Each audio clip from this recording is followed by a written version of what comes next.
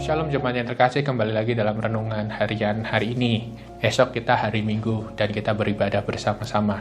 Meskipun masih lewat online, tapi tak mengharapkan ini mengurangi kesemangat kita untuk bersekutu bersama.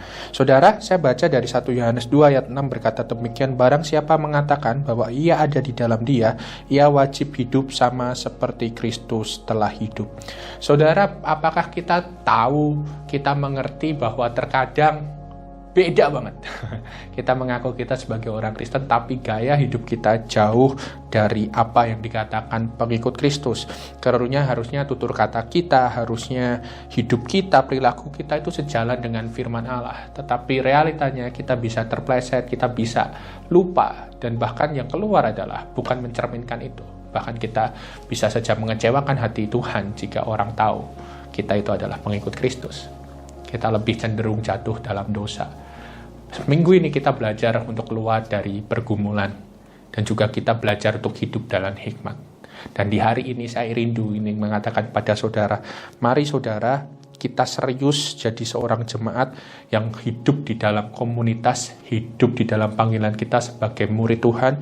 Kita serius memperhatikan mengenal Allah bukan tentang ibadah kita yang ritual, tentang doa malam, doa pagi, renungan harian, tentang ibadah hari Minggu, doa dan lain sebagainya, tapi juga tentang kehidupan kita sehari-hari.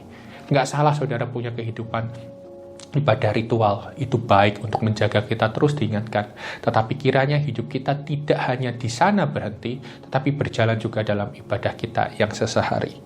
1 Yohanes 2 ayat 6 ini mengingatkan kita kembali bahwa hidup kita sebagai manusia yang berdosa telah diperdamaikan dengan Allah, sehingga hidup kita ini keluar dengan kasih yang disempurnakan, karena Allah itu sendiri sempurna dan benar, dan kita bisa bertindak dengan nyata, bertindak dengan benar, punya hikmat apa yang harus kita lakukan sesuai dengan jalan Tuhan.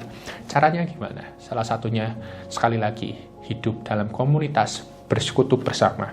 Dan itu adalah kesempatan kita untuk boleh memuji memuliakan Tuhan sebagai komunitas.